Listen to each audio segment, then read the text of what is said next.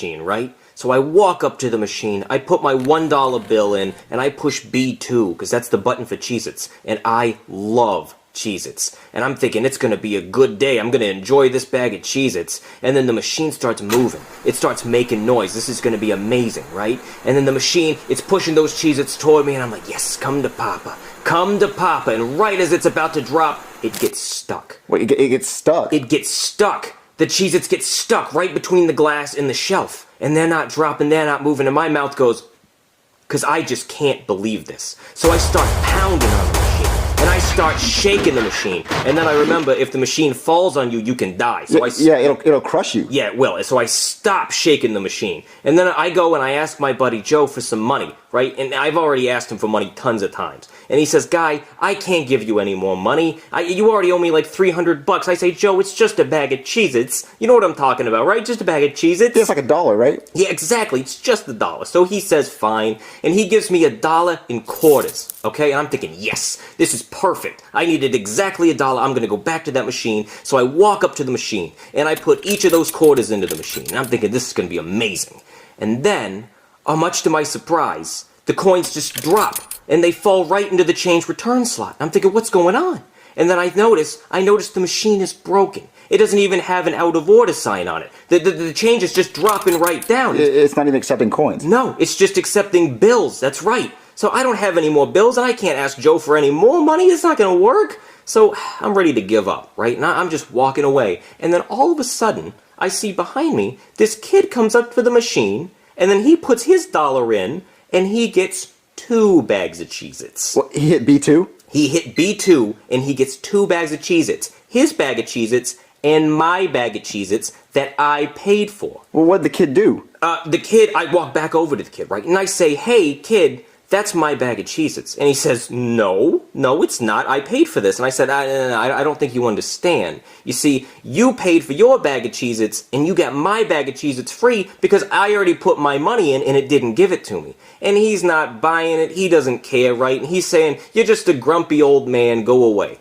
So I lose my temper a little bit, and I start putting my hands on the kid. You know, I think you understand where I'm coming from, right? I'm just like, I'm grabbing the kid, and I'm strangling him just a little bit, to be honest. And then his mom comes around the corner, and she sees this, right? And she freaks out. She thinks I'm just some crazy cop abusing my power.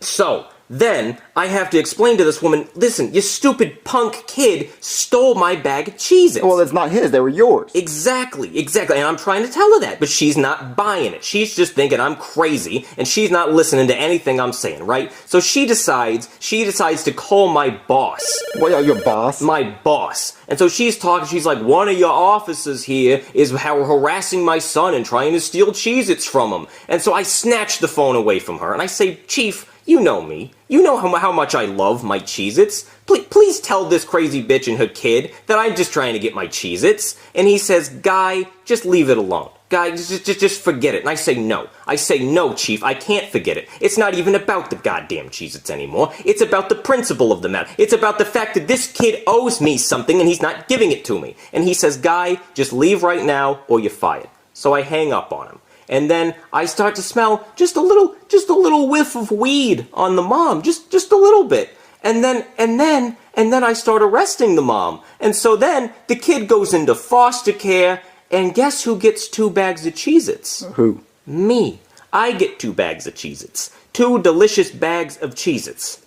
And what? It's delicious, right? So I go back to my car. And I go back in, and I sit in there, and I turn on some Bon Jovi, and I'm singing while I'm eating the Cheez-Its. I'm singing, oh, we're halfway there, nom, nom, nom, nom, nom, nom, living on a prayer. I'm chugging these Cheez-Its, right? I'm just downing them, I'm pouring them right down my throat, just, like a dinosaur. I'm getting crumbs in my mustache and the seat, and I don't even care. And then, in under a minute, I've eaten the entire bag of Cheez-Its. The entire bag? The entire bag. And I start getting sad. And then I remember, I don't have to be sad. You know why? Why? Because I got another bag of Cheez-Its. So I squeeze it. I squeeze it as hard as I can until that bag pops open. And then I just pour them right down my mouth. I just start chugging those cheesy chips. It is delicious. And I'm loving it. And to this day, that was the best bag of Cheez-Its I have ever had. and I always keep an extra $1 on me, just in case. So a few years ago, I go outside to check my mail, and I see my neighbor Chuck cutting his grass, and I'm like, Chuck, what the hell are you doing? It's like 95 degrees out here, you're gonna get heat stroke. But I guess he just likes cutting his grass, so I go to check my mail, and then I smell all that fresh cut grass, and I fall on the ground, and I start choking, and I start seizing up, and when the ambulance gets there, they tell me it's because I'm allergic to fresh cut grass. So then, a few years after that, I joined the military, and I'm at war in a place that's really grassy, and I'm behind enemy lines, getting shot at and all that, and then all of a sudden, the enemy starts charging us with lawnmowers, cutting all the grass in sight. So I smell that grass again, and I start seizing up, and I can't breathe, and I almost died. But then I got to meet the president, and he gave me a Purple Heart, because I'm a hero. So I was in 5th grade, and the town was having a big Easter egg hunting competition. So I showed up with my basket and my glasses on so I could see all the eggs, and I was pretty sure I was gonna win. So they fired a gun in the air to start the competition, and I started looking for eggs. And I was grabbing any egg I saw. I found eggs in bushes, and nooks, and crannies. I had so many eggs, my basket was overflowing with eggs, and I knew I was gonna win. And then, here comes Byron Easter egg britches. See, the rule was, you were supposed to put the eggs in your basket, but Byron, he was stuffing the Easter eggs into his britches, and his britches were so big, he had a ton of eggs in there. He must have had thousands of eggs in his britches. So I chuckled to myself, and I said, that fool, he's gonna be disqualified for putting eggs in his britches instead of the basket. So then we go to count up all our eggs, and I got 37 eggs. And I'm feeling pretty good about that, because that's a lot of eggs. And then they count up how many eggs Byron has, and Byron got 2,624 eggs in his britches. And then they declare him the winner. And I say, no, no, no, that's bullshit, because the rule was we were supposed to put the eggs in our basket, not our britches. And then the mayor said, kid, calm down, it's just an Easter egg hunting competition, it's not that big of a deal. And then I said, no, fuck that, and fuck you, because those were the rules, and where are we without rules? So then my mom washed my mouth out with soap for cursing at the mayor, and Byron won the competition, and they congratulated him for being so smart for putting the eggs in his britches, and the mayor gave him a medal for collecting the most eggs ever. So for the next 10 years, Byron would win every Easter egg hunting competition by putting eggs in his britches. And I even tried to put eggs in my britches, but my britches were never big enough to collect enough eggs, and people said I was a copycat for putting eggs in my britches. So I was at Disney World with my daughter, and I saw this booth where you could arm wrestle Wreck-It Ralph, and I thought, how hard can that be? It's probably just some guy in a Wreck-It Ralph costume. So I go to arm wrestle him, and it turns out it's the actual Wreck-It Ralph. Like, I didn't know he was a real guy, but he is, and he looks exactly like he does in the movie. I mean, his arms are massive. So I go to arm wrestle him, and he says, I'm gonna wreck it! And he did. He wrecked my arm. He broke it. So back in the day, I had a wife and then she died. It's not really clear how she died, like I guess she had cancer or something, I'm not really sure, but what matters is that she died. And then after she died, she gave me a puppy. Not like she came back as a zombie or a ghost and gave me a puppy, she just like had it delivered after she died. I'm not really sure how she arranged that, but what matters is that I had this dog, okay? So then I go to the gas station in my 1969 Mustang, and it's a really nice car, and then these two Russian gangsters there, and they tell me how much they like my car and they want to buy it from me, and I tell them it's not for sale because I like it too much, and that pisses them off. So later they come over to my house and they beat me up and they kill my dog and they steal my car, and now I'm really pissed off. And what they don't know is that I'm a legendary hitman and nobody's supposed to mess with me, so I want revenge. Also, I'm friends with the Green Goblin. Like, he's not literally the Green Goblin, he's the actor that played the Green Goblin, Willem Dafoe, but the whole time you're watching it, you're like, that's the Green Goblin. So I get revenge on these guys, right? And I shoot a bunch of people and I kill all of them and I get a new dog. And then my daughter calls me and she's on vacation in France with her friends and we're talking on the phone and she's telling me how it's going, and then she gets kidnapped while she's on the phone with me. And then I get on the phone with the kidnapper and I tell him how scary I am and how I'm gonna track him down, and he doesn't really seem to care. Let's say you're at a restaurant and you order some chicken strips and a side of ranch. And so the waiter comes and he brings you chicken strips, but he forgets the ranch. And you say, excuse me, I think you've forgotten my ranch. And he says, oh, right, I'll be right on that. And then I don't see him for 15 minutes. And then he comes back and he says, can I get you anything? And I say, well, I really would like my ranch. And then he says, oh, right, of course, the ranch. And then he disappears for 30 goddamn minutes and then has the balls to come back and say, hey, can I get you the check? And I say, what you can get me is my fucking ranch. And he says, well, you can't talk to me that way. And I say, I can talk to you any way I want. Let me see your manager. And then he says, I am the manager. And I say, well, that's funny because your name tag says waiter, so go get me the manager. So then the manager comes over and says, is there anything wrong here? And I say, yeah, look at my dry chicken strips. I want some ranch. You're gonna comp me this entire meal for free, or I'm gonna put one of my ball hairs poison the food and say that you did it, and I'm going to get this entire restaurant shut down. And then the manager says, oh, I'm so sorry, sir. I'm going to comp you your entire meal. All your food is free today. And then I say, thank you.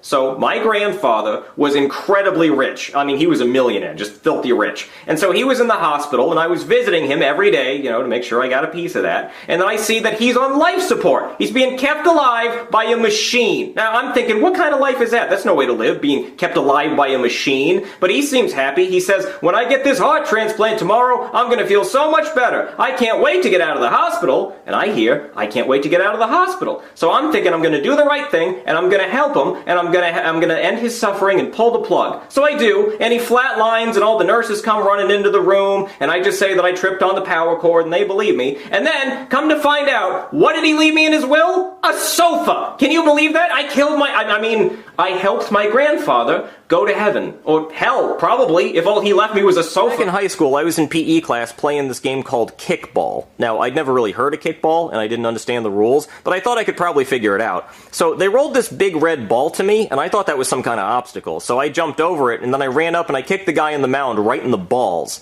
And the ball crunch was so satisfying. He squealed like a little girl. And then after that, I was just addicted to kicking balls. I ran around all the bases kicking everybody in the balls. Everybody on the playground was just laying on the ground holding their balls. And I thought I was the kickball champion because everybody was calling me Ball Buster Brooklyn.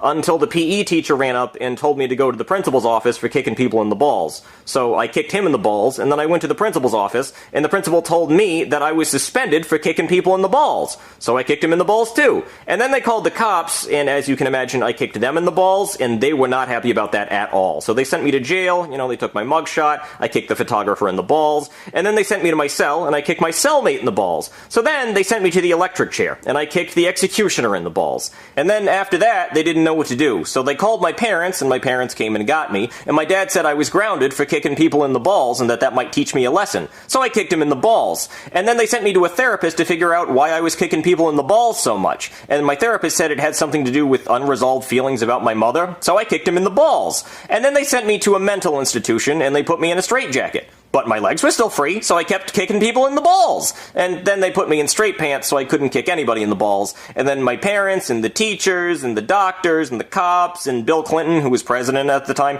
they all got together and were trying to figure out what to do about me, because I was a serial ball kicker.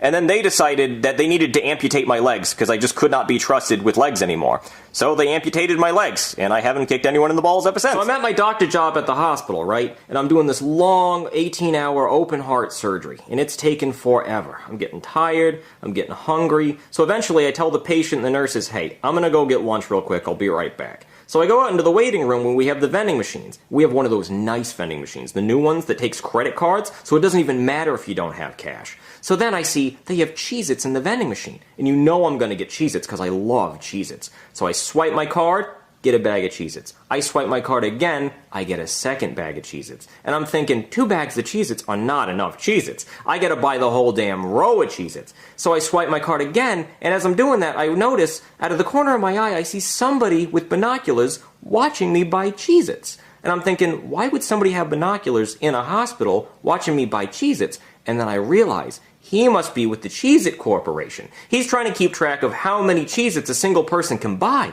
And I'm thinking, maybe I'm going to win some kind of contest, because I'm buying all these Cheez-Its. So I start swiping my card really slow so he can get all my information, because I want to make sure he can track me down to give me my Cheez-It reward, So then I buy like 7 bags of Cheez-Its. And then I walk over to the guy, because my curiosity is getting the best of me.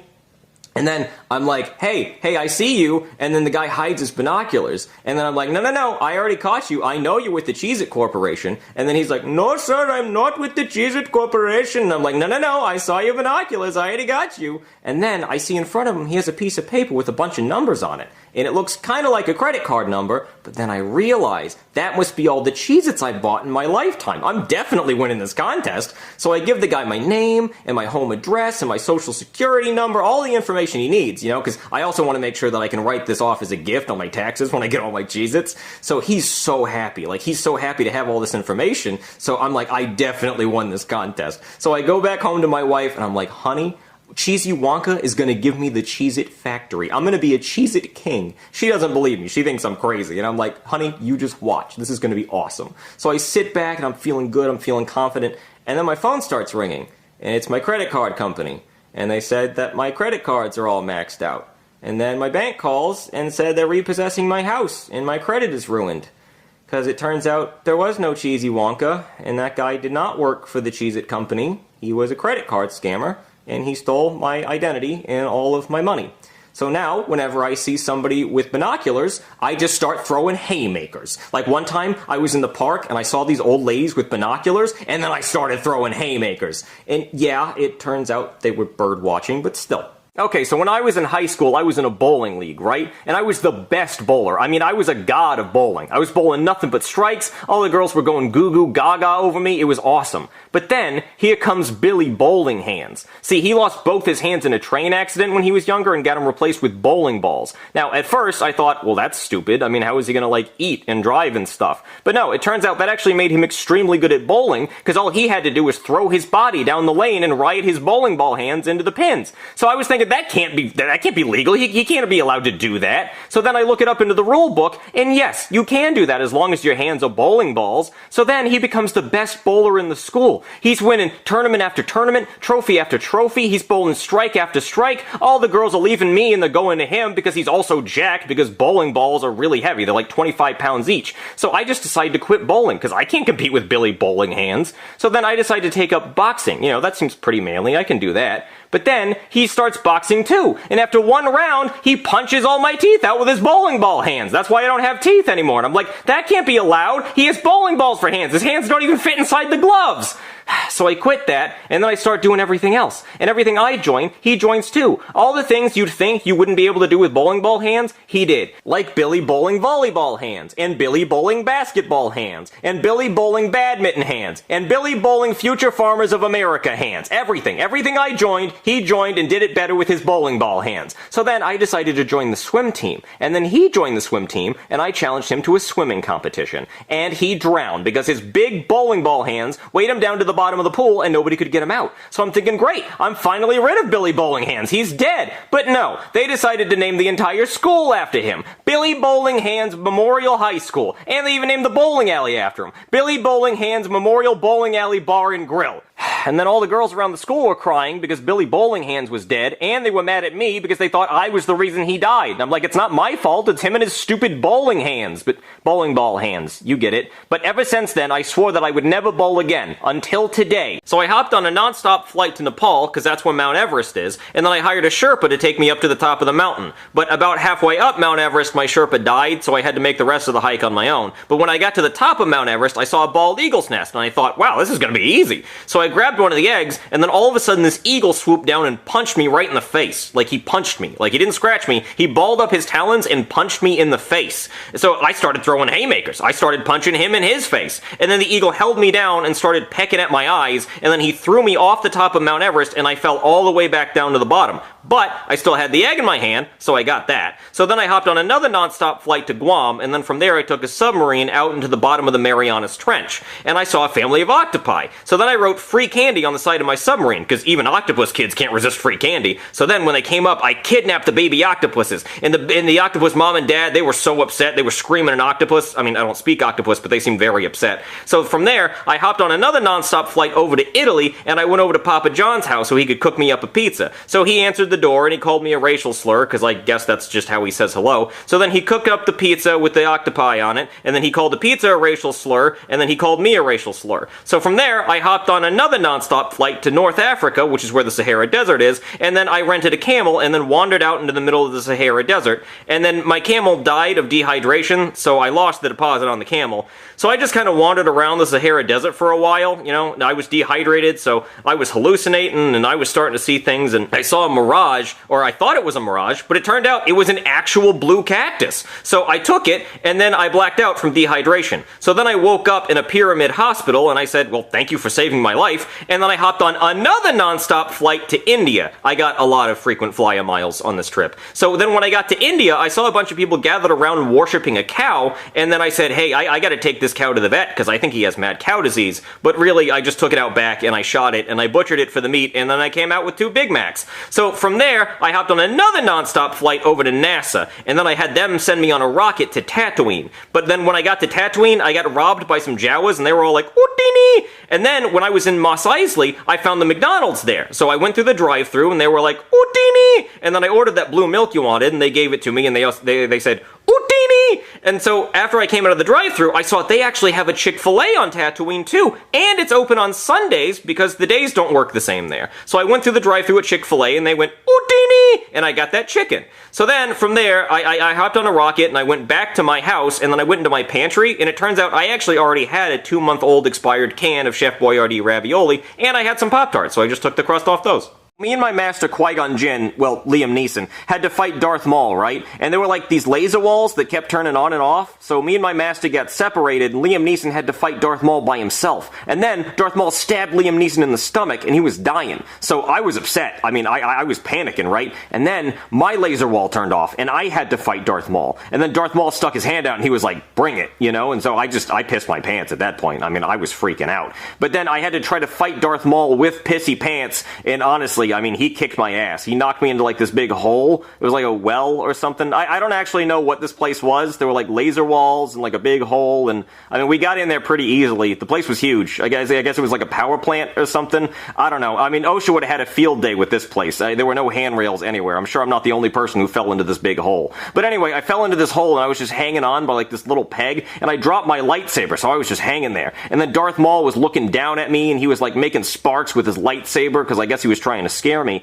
But then, I remember that my master's lightsaber's up there. So I do this sick front flip over Darth Maul's head, then I catch Liam Neeson's lightsaber, and I cut Darth Maul in half, and he falls down the giant well. And I'm like, okay, that shit was cool. I mean, that was badass. I felt great. I mean, I looked over, and Liam Neeson was giving me a thumbs up, and he was like, yo, dog, that shit was tight. That was really cool. And then he said, yeah, train Anakin for me, and then he died. So yeah, I went on to train Darth Vader. After I got my powers, I decided to go look for all the Dragon Balls again, because I wanted to wish for my own planet, because I thought that would be cool. So I was flying around, destroying buildings, flipping cars and stuff, until eventually I did find all the Dragon Balls, and I wished for my own planet, full of naked women and the aliens from Toy Story, because I thought that would be funny. So I'm just hanging out on my planet with my naked women and the aliens and the naked aliens, because things got kind of weird there for a little while. And then all of a sudden, this white and purple alien dude shows up, and he kind of looks like a Digimon, and his name was like Refrigerator or Popsicle or something cold, I don't remember.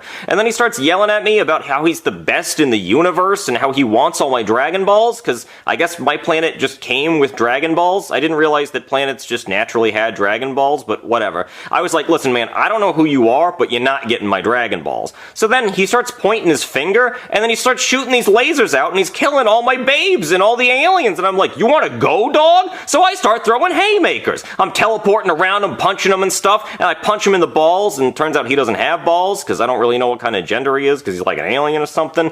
And then he says, look over there, a naked woman. And I mean, I look, naturally, you know, because like naked. And then while I'm looking, he knocks me out, he steals all my Dragon Balls, he wishes for my powers, and he blows up my planet. So earlier today I was patrolling in the park, right, and it was a beautiful day. So I was just walking around, minding my own business, and then, all of a sudden, out of nowhere, this kid runs up, and he shoves me, and he yells, "Tag, you're it!" And I'm like, what the hell, what is this, some kind of game? So I start chasing him around, and I'm putting on the burners, right, because this kid is fast. And he's running around, he's giggling, he yells, "You're never gonna catch me!" And I'm like, oh, when I catch you, I'm gonna beat your ass. So then, we're running around all over the park, and then he trips, and he falls in a sandbox. And I'm like, oh, I got you now, you little bastard. And then, he kicks sand in my face. And I'm like, oh, you're not gonna kick sand at me. So I punch him in the face, and I'm like, tag, you're it. And then he starts crying, and then his mom runs over, and she's like, you just punched my son in the face. And I'm like, yeah, I did. What are you gonna do about it? So I throw her on the ground, and I start arresting her, and then all these people run up with their phones out, and they start taking videos of me, and I'm like, that's not good. So I start throwing haymakers. I start punching everybody there who has a phone, and then I take all their phones, so there's no evidence of what I did, and I run away. So I was walking to the store to buy cookies, right? And then I hear this roar sound, and I look over, and I see Godzilla destroying the city. And I'm like, well, that's not really my problem. And then I see Jeffy playing in the street with a baseball. And then I look up, and I see a plane falling out of the sky, and it's about to land right on top of Jeffy. So I run over, and I push Jeffy out of the way of the plane, and I save his life. And then Jeffy thanks me, and then all of a sudden a little piece of meteor falls out of the sky, and hits Jeffy right on the helmet. And I'm like, wow, it's a really good thing you're wearing that helmet. That could have been bad. And then Will Smith from Men in Black walks up, and he wants to wipe our memory so we don't remember Godzilla. So I just run away. But then he slaps Jeffy right in the face, giving him a black eye, and then wipes his memory. So this one time I was an ant, and we were collecting food for the colony because we were afraid of these grasshoppers, and we were giving them our food so they didn't eat us. So we were collecting all the food on this big leaf, and I had like this contraption on my back, and I accidentally dropped it and knocked over a rock, and then all the food went over this cliff. And then the grasshoppers got there, and boy were they mad, because they were like, where's our food? And we were like, well, we had it, but it's gone now. So then they gave us another day to get their food, and then they got eaten by a bird. And hold on. Me and my wife, right, we were old, and we were living in our dream home, and it was beautiful, but then she died, and it was very, very sad, and I wanted to see this waterfall for some reason, so I tied a bunch of balloons to the roof of my house, because I wanted to bring my house with me, and then there was this Boy Scout in the house, and then there was a talking dog. Wait, no, damn it!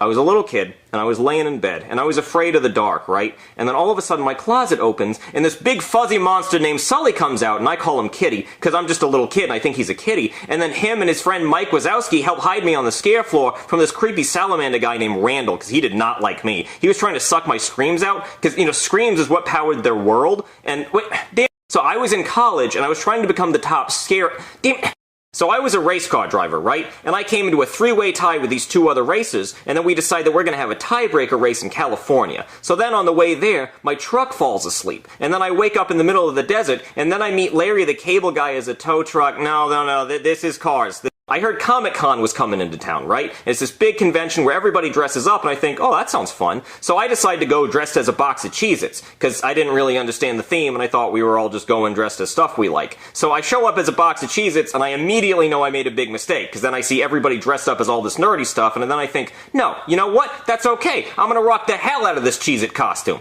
So I go in, and then this nerd dressed like Jar Jar Binks starts making fun of me, and he's like, you so stupid! You so dressed like a box of Cheez-Its! And I say, hey man, don't dog on my Cheez-Its, they're actually pretty good. And he says, you so dumb, me so think cheese nips are better. And I'm like, okay, cheese nips are shit. And then he hits me right in the eye, and I fall back on my back, and I can't get up because I'm dressed like a box of Cheez-Its, and I can't roll over because I'm a box of Cheez-Its. So then he gets on top of me, and he keeps hitting me, and he gives me two black eyes, and then this stormtrooper has to come pull him off me, and by this time everybody's pointing at me and laughing because I just get my ass kicked by Jar Jar Binks, and then the firefighters have to come and pry me out of my costume with the jaws of life, and I am so embarrassed by all of this. So I decide to pull the fire alarm, and ruin everybody's time. The sprinklers turn on, everybody's costume gets wet, they have to cancel the whole convention because of me. So then, I just go home and eat a box of Cheez-Its.